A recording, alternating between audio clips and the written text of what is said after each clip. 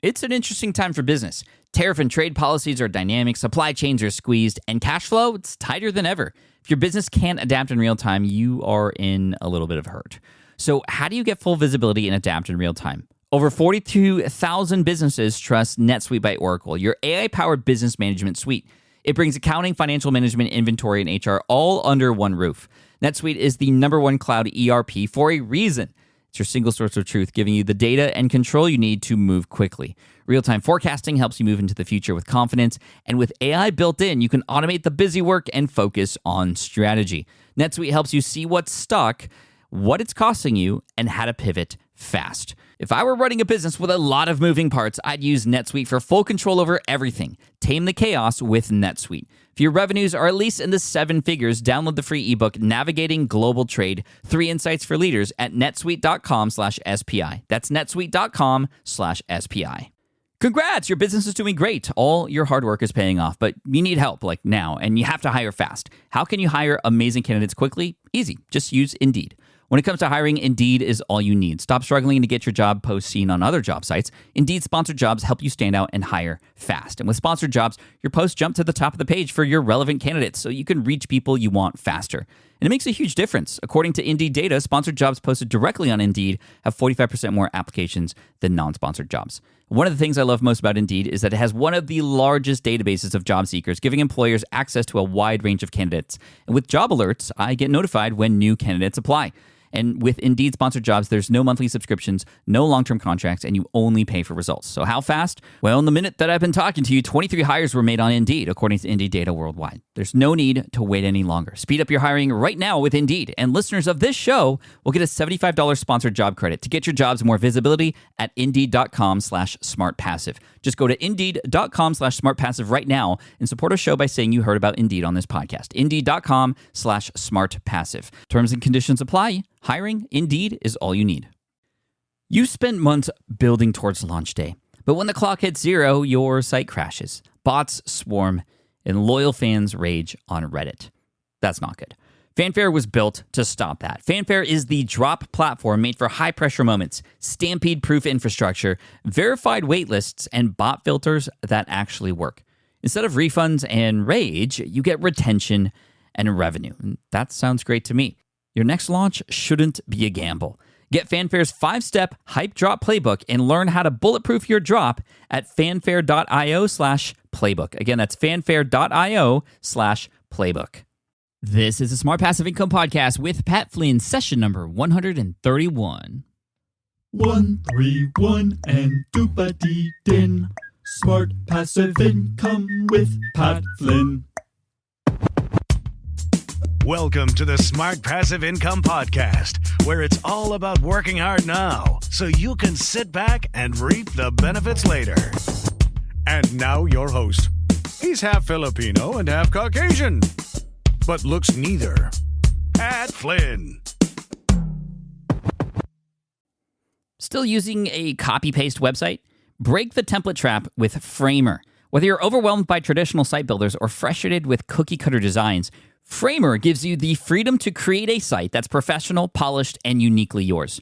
Framer is the design-first, no-code website builder that lets anyone ship a production-ready site in minutes. It's free to start, allowing you to browse hundreds of pixel-perfect templates or even design something on your own on a totally blank canvas. Add bold animations like appear effects, text effects, parallax scrolling, scroll animations, looping animations, and much more in seconds. The built-in AI handles the heavy lifting, generating starter layouts, and can even translate your entire site to any language. Ready to build a site that looks hand-coded without hiring a developer? Launch your site for free at framer.com and use code SPI to get your first month of pro on the house. That's framer.com, promo code SPI. Framer.com, promo code SPI. Rules and restrictions may apply. Do you know the secret to businesses that are scaling faster than ever? They're using Upwork to tap into a diverse pool of skilled freelancers across various industries.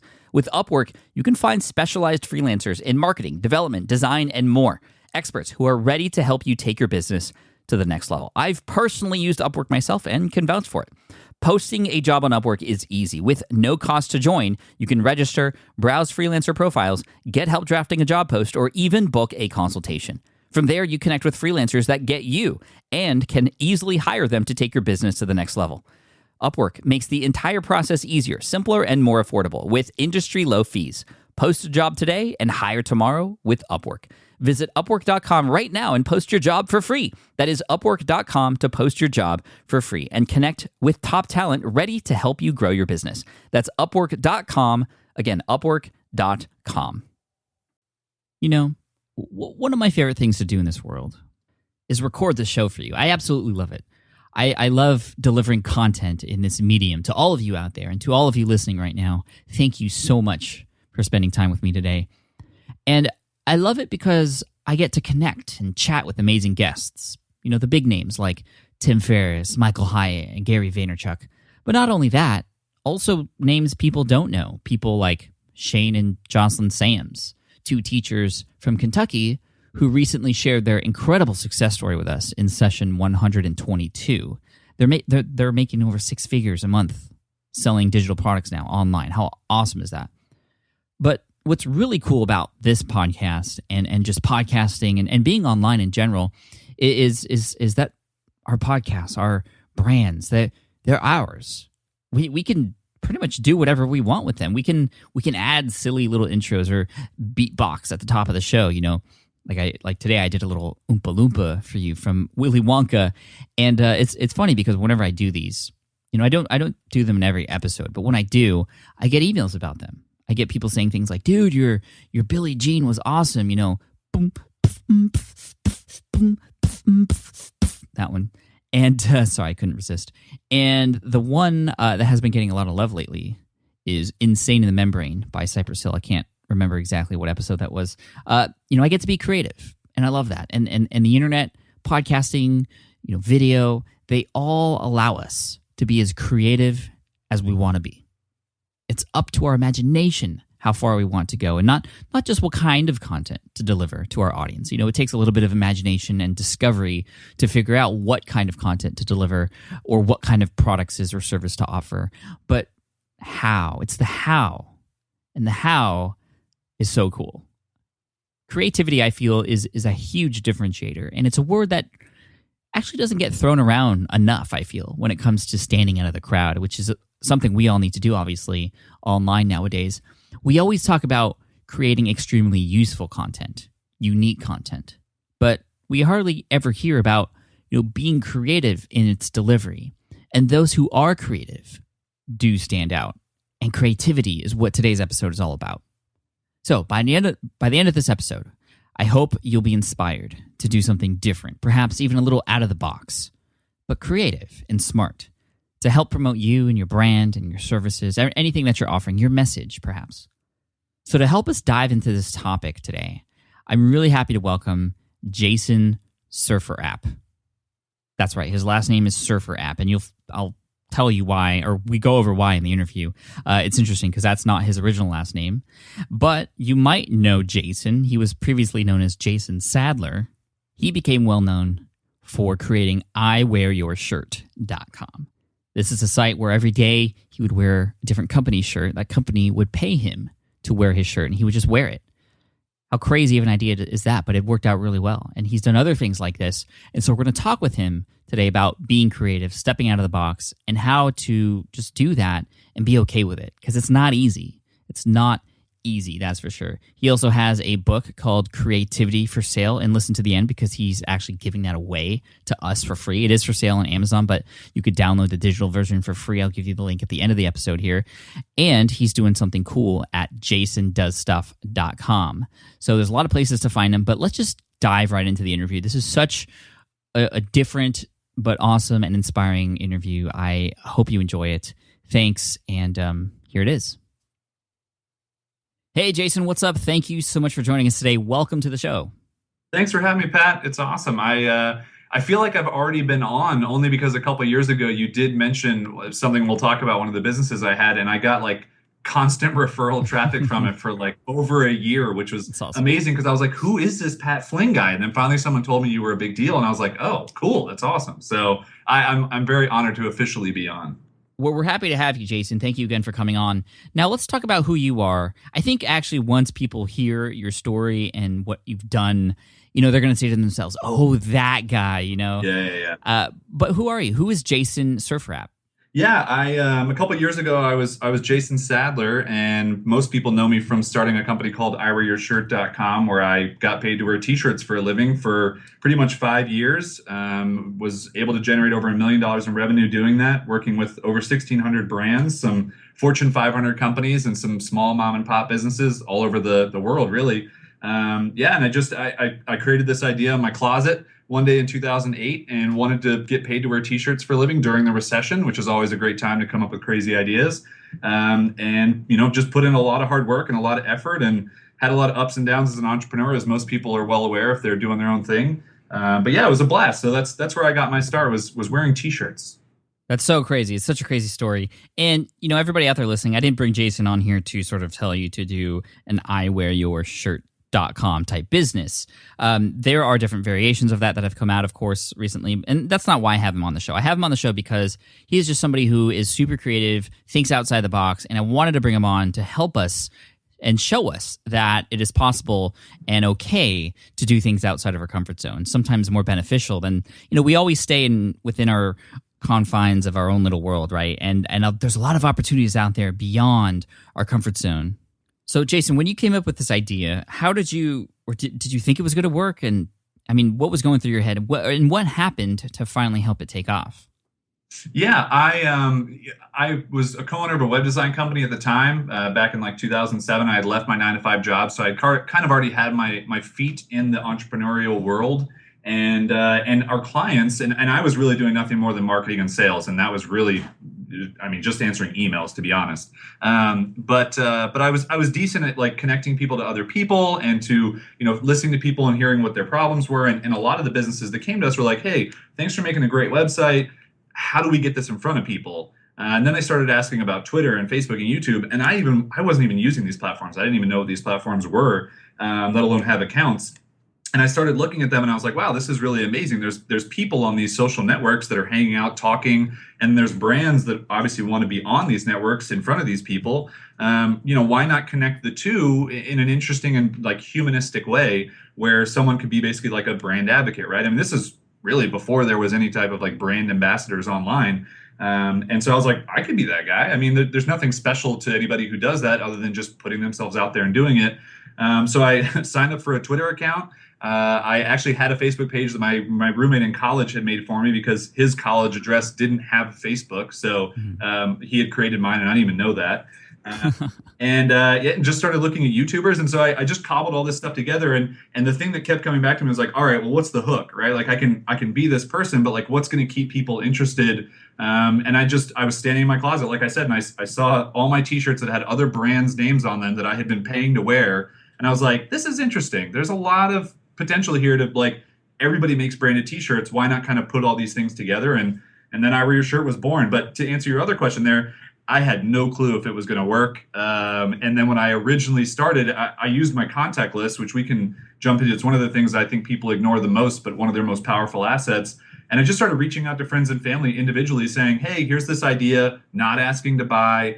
Give me some feedback. Know any businesses that might be interested? Just help me spread the word. And that was huge. I mean, creating that word of mouth and putting in a lot of time to send, really, it was only about 150 emails, got I Wear Your Shirt going and got people talking about it. And through a connection, introduced me to a New York Times reporter. And then I met the CEO of Ustream, which got me doing live video shows every day, which helped grow the audience. And just all of that happened from basically creating some word of mouth and falling into that. Mm-hmm. Yeah, let's keep talking about this. This is really important. A lot of people, I feel, are afraid to ask, and especially their friends and family. They might be embarrassed or just afraid of, actually telling somebody their idea and worried that person isn't going to think it's good. Do you have any tips or helpful ideas to get over that fear of asking? Yeah, there's two things, and both of these have come clear to me over the years, and I probably couldn't have answered these a couple of years ago, but one of them is you don't get what you don't ask for. Right? So it's very simple. If you want someone to pay you to wear a T-shirt, you got to ask for it, right? It's not just going to fall in your lap. And with anything, right? If you want to start a side business or a new website or launch a new social network of your own, how are you going to get people to sign up unless you ask them to do that? So I think that little piece of advice, you don't get what you don't ask for, kind of lends true for anything that you're doing. And the other thing is that, you don't have to sell people, right? I mean, if your stuff is good enough or cool enough or interesting enough, they'll buy it themselves. They'll go and they'll do the research. But if something's, if you wouldn't even buy the product you're selling, it's going to be a hard sell no matter what. So that's where I always try and tell people that it's just create something compelling, create a really unique value proposition for whatever you're doing, and it'll sell itself, right? I mean, you're going to have to put in the work to get it in front of people, but if it's good enough, people will buy it. Yeah, I mean, I definitely agree with that. I mean, you still have to sell, but you have to sell yourself first on that product that you're creating. If you don't believe in it, like you said, it's going to be really difficult to have others believe in it too. So, and if you do believe in it, it's almost your obligation or your job to make sure that other people who will benefit from it see it, right? Now, I'm trying to get into the heads of my audience here, because I can imagine a number of people listening to this right now saying, okay, well, here's this guy, he just got lucky with his little shirt thing. Or they might be like, oh, things like this have already been done. I can't do this myself. This doesn't apply to me. I mean, how can somebody listening to this actually create something like you've done, not copying what you do, getting inspiration? How can one find that creativity, find that thing outside of the norm within themselves to bring to the world and find reward from it? Yeah, well, I think the really interesting thing is that I'm no one special, right? Like I'm no one who had a following before I did any of this stuff. I'm no one who knew how to do any of these things. I mean, and that in itself it really gives anyone the grounds to do anything that they want and create any business. And I know that you preach this stuff as well, that you don't have to know anything about anything. You can just jump into a topic and research it and test it and do things and put it out into the world. And I think that if anything that I've done over the years is nothing more than just an inspiration where someone says, well, if that guy can get paid for that, I can surely do this, then that's awesome, right? I'll happily be on the other end of that so that people can say, my idea is better than wearing t-shirts for a living. So yeah, I'm going to go for it, right? And I'm okay with that, right? I mean, I know I'm going to come up with other ideas. I have come up with other ideas. I'm not always going to be, that's not the thing that's going to define the rest of my life. And for people, I hope that people see that stuff and they just go, yeah, I'm inspired. This guy can do this, I can do that. Or that pricing structure you had for your shirt with the $1 per day thing, that was really weird. Like, how can I apply that to selling my own products and how does that scale? And so, yeah, that's kind of where I go with it. Jason, what would you say to somebody who knows they have great ideas? They're like, I have a great idea. I am creative, but I'm just not being found. How would you suggest somebody out there who has a great idea, who's been executing on it perhaps, but isn't just getting the results? What would you recommend they do to be found and be shared? Yeah, I mean, I think there's a little bit of an anti-marketing mindset when it comes to especially creative entrepreneurs and freelancers and people who you might feel like the work that I'm creating or the idea that I have is really good. Why won't somebody find it, right? Like, why can't somebody stumble across this idea? And it's just the nature of the internet's a huge place, right? I mean, Facebook is now billions of users. Twitter is approaching 1 billion users. Like, it's not the same as it was 5, 6, 7 years ago when it was a much smaller, less noisy space to do that. So you have to just think of creative ways that you can get yourself out there. And now you really have to realize that the internet is no longer a put one message out there and see if people see it. Now it's a put it out there strategically, put it out there in different ways, keep repeating that message until people find it. And if they don't find it, okay, well, why aren't they finding it? What could you tweak about it? What feedback could you get from other people about what you're putting out there? And how can you really take that idea and build it into something that, makes you really happy, but is also something that you want to be working on so that you're not just creating a job for yourself, right? Like, you're creating a business that's interesting to you. Mm-hmm. That's awesome. Thank you, Jason.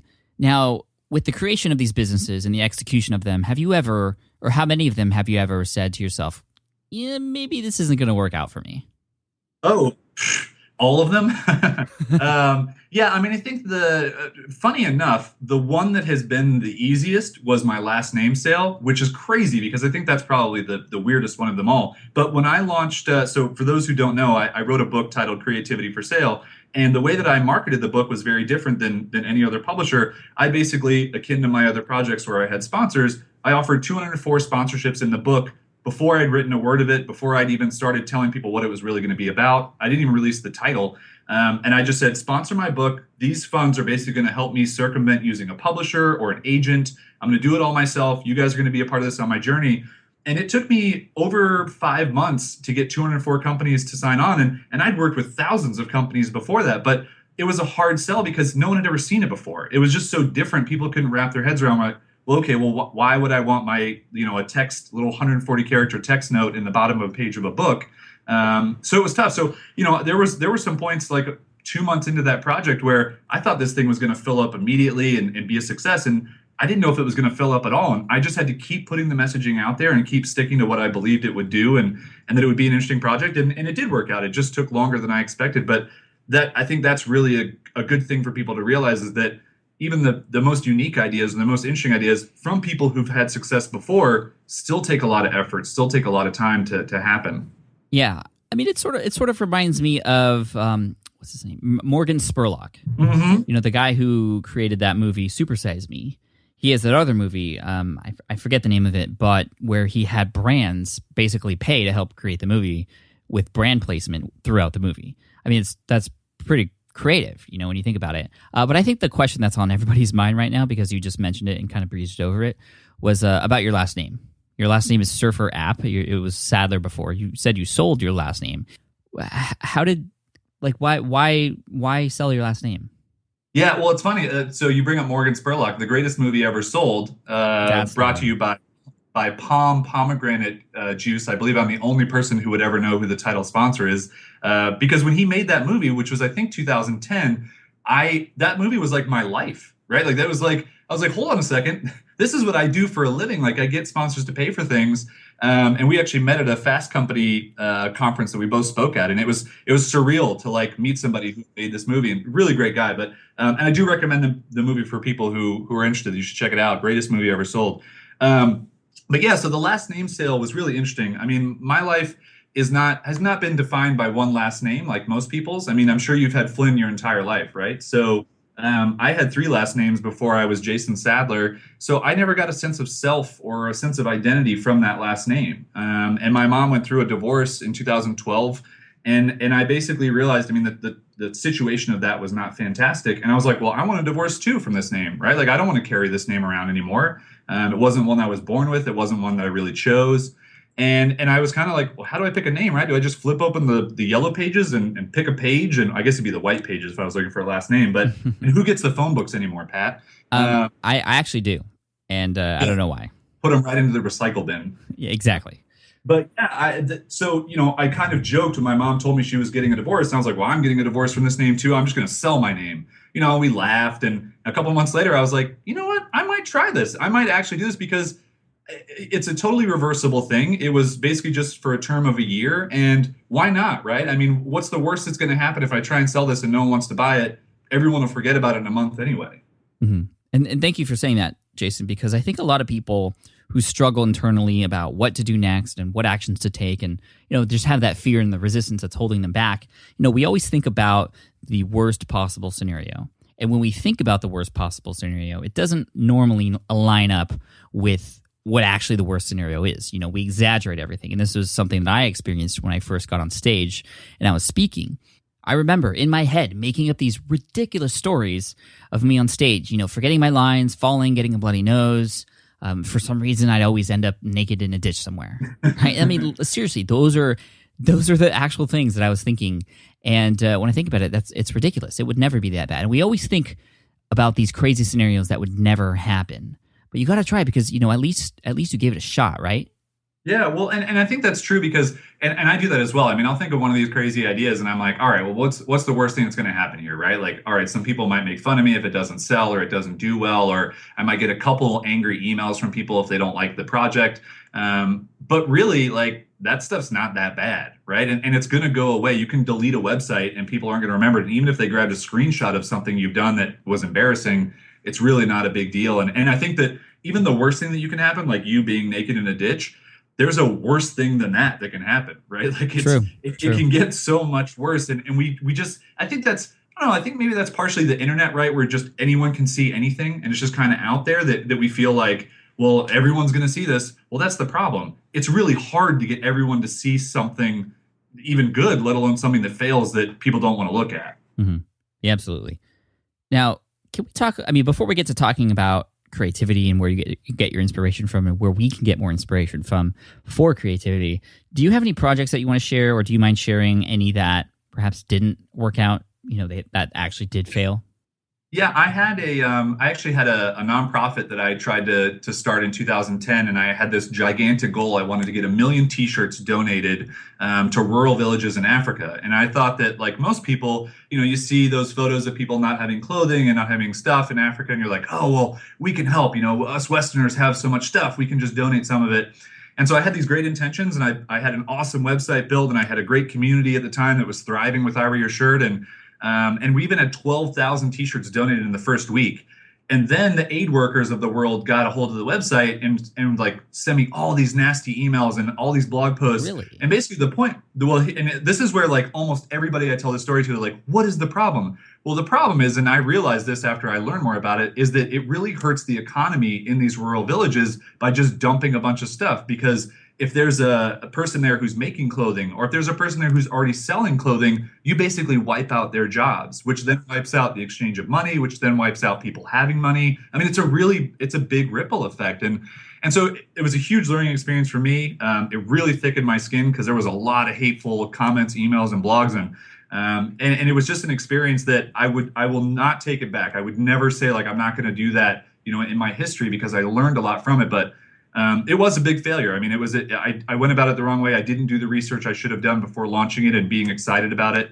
And I think it was just something that, like, all right, now I do a good couple of pages of Google research these days. I don't stop at page 1. Yeah, that's smart. And thank you for being honest and sharing that with us.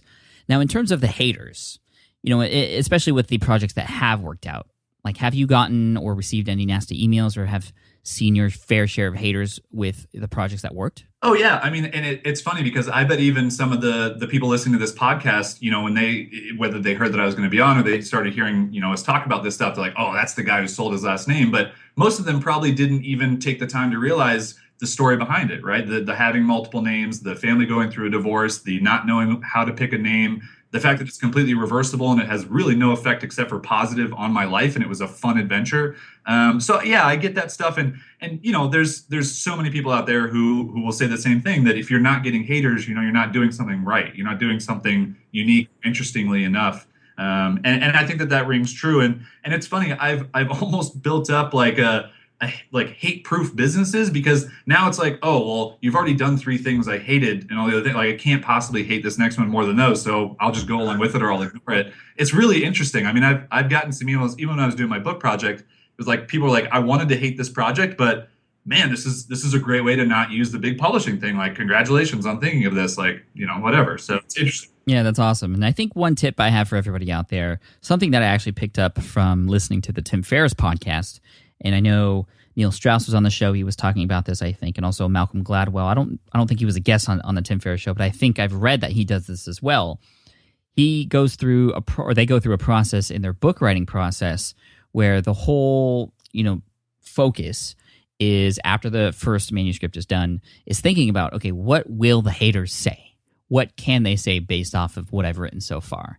And then they go ahead and add sections in that address all those different types of groups that might have something to say. And I think that's really smart and something we should all be doing, because those are things that you should be talking about. You shouldn't let other people bring those up. You should be the one to be talking about those things, perhaps, and getting there first. Sort of like, Eminem on 8 Mile. He took the other guy's ammo away by making fun of himself first. If you haven't seen 8 Mile, then that's probably confusing, but don't worry about it.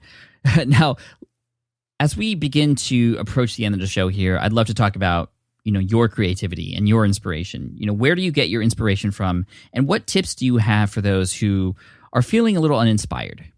Perhaps they are people who, maybe they do get inspired by other people, but they are too much on the same path as the other people they get inspired by.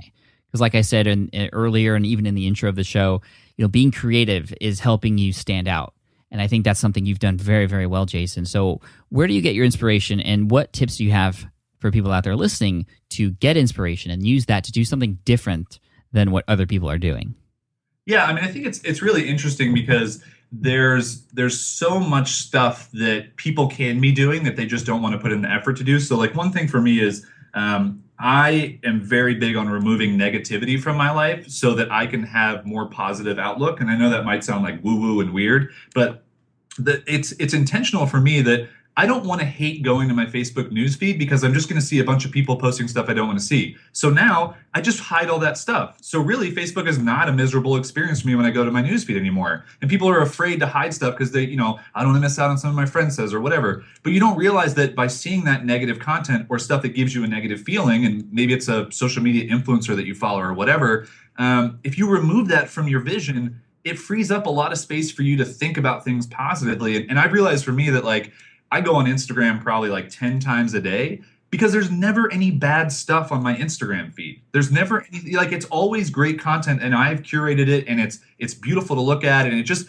I don't know, it gets me thinking. And the other thing for me is getting off of technology and just taking a break and turning things off and just, whether it's reading a book, and I'm not a big book reader. I mean, I really hated books up until about a year ago. But finding the right books for you that you really enjoy, that's been a big thing for me. And I struggle to, sit down and read a book in one sitting, but I'll just escape from technology and realize when you stop multitasking and doing 50 things and listening to all this stuff while refreshing feeds and checking email and all this, your brain actually has time to go, oh, let's think about some stuff. Here's an idea, and the synapses just start firing, and you don't even realize that you're not letting your brain do that because you have a stranglehold when you're just looking at technology all day.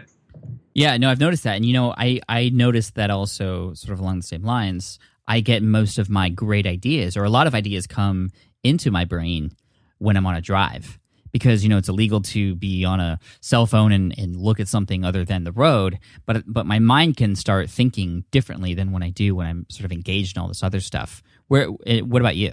Yeah, funny for me, mine's the shower. So I don't know what it is, but that's my area of stillness, as Noah Kagan calls it. But I stand in the shower and I'll be washing what little hair that I have, and I'm like, oh, I had an interesting idea. And funny enough, we have a little pad of paper that's waterproof in the shower, my girlfriend and I, and we always jot down weird notes of ideas that come to us. But that's where it happens for me. So if it happens for you in the shower, get one of those waterproof notes. For sure. Awesome. Jason, thank you so much for coming on today. I really appreciate your time and sharing everything that you've done and your experience, but also the tips and inspiration you have for all of us out there who might be struggling or looking for that extra sort of edge or ounce of creativity. Thank you for that and all the words of wisdom. We really appreciate it. Thank you so much. If anybody wants to, can you share just where can people find out more about you and what you have going on? Yeah, I'm actually really excited. For the first time ever, I would love to offer someone's audience who has me on their show something interesting. So I would love for you guys to go to creativityforsale.com/SPI, creativityforsale.com/SPI, and there will be a free PDF version or Mobi version of my book. Will cost you nothing. It's normally $10 on Amazon or whatever, just for the SPI audience. So this is not a public thing. This is not anything else. I wanted to give back to Pat for having me on the show and supporting me over the years without even really knowing it, and just really appreciate that. So yeah, creativityforsale.com/SPI. Grab a free copy of my book. You don't need to buy it. You don't need to follow me on any social media networks. You don't have to do any of that stuff. I would love to kind of hand that out to people and have them read more about my story. That's awesome, Jason. Thank you so much. That was completely unexpected, to be honest with everybody out there. And, thank you for that. I appreciate it. We wish you all the best of luck, and we can't wait to see what you come up with next. Thanks, man. I really appreciate it. All right, man. Talk to you soon. Bye. Bye. All right, I hope you enjoyed that interview with Jason SurfrApp, which is his last name at the time of this recording and publishing of this episode. However, it might be different in the future, but a really interesting, cool conversation. I think the biggest thing for me and for everybody out there listening is just to make sure that you know that being creative is okay. And yes, it might be scary, it might be different, it might feel uncomfortable, but the worst outcome is probably not all that bad if it doesn't go well. But the benefits from trying and doing it and going out there and putting yourself out there is going to far outweigh the cons. For me, I've noticed that anytime I've done something scary and fearful, it's just been amazing for my business. From starting this podcast to starting my YouTube videos to getting on stage, as much as I feared those things, those are actually signs that something amazing was on the other end. And so be creative, think out of the box. Put that notepad in your shower or, get that recorder out for when you're stopped at a red light. I wouldn't ever recommend using technology in the car, but as much as you can, try and save all those ideas because there's no stupid ideas, but, prioritize them and talk to people and see what they think, and just try it. Do something different. Step out of the box, follow a different path. You got this. Thanks again, Jason. You can also get his free book right now. It's not free. It's actually currently it's for $6.99 on Amazon, but you can get it for free. You can download it at creativityforsale, all spelled out, .com/SPI. You could also get the show notes and all the links and resources mentioned in this episode if you go to smartpassiveincome.com/session131, and there'll be a convenient link for Jason's book there as well.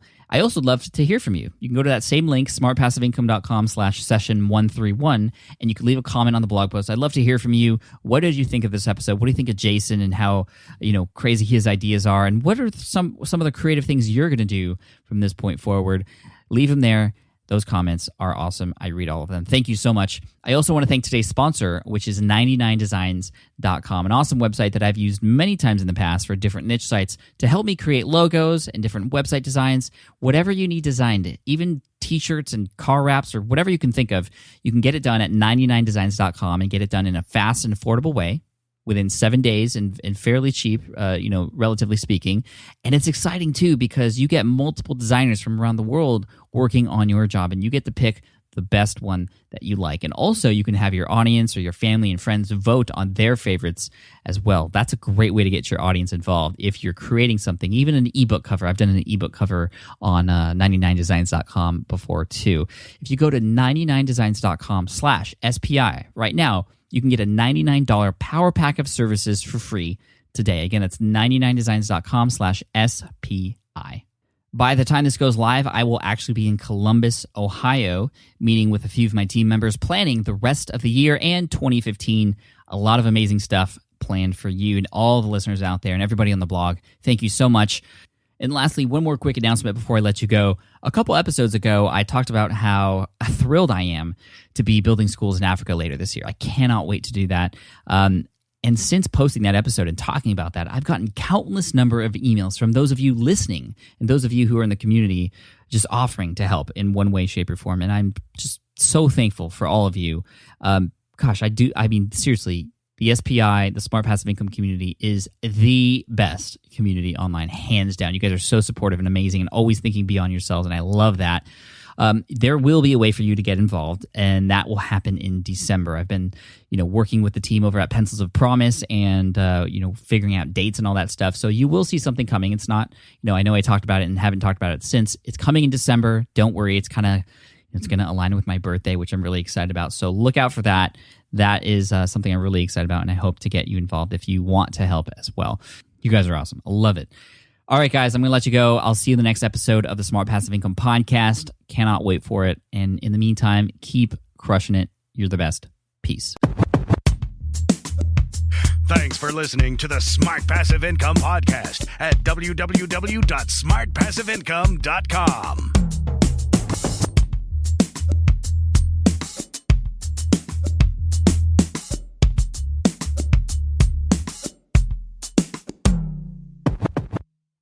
Thank you for listening to the show.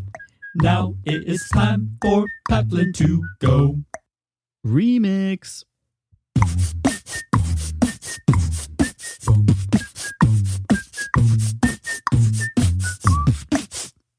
All right, I'm having too much fun. See you guys.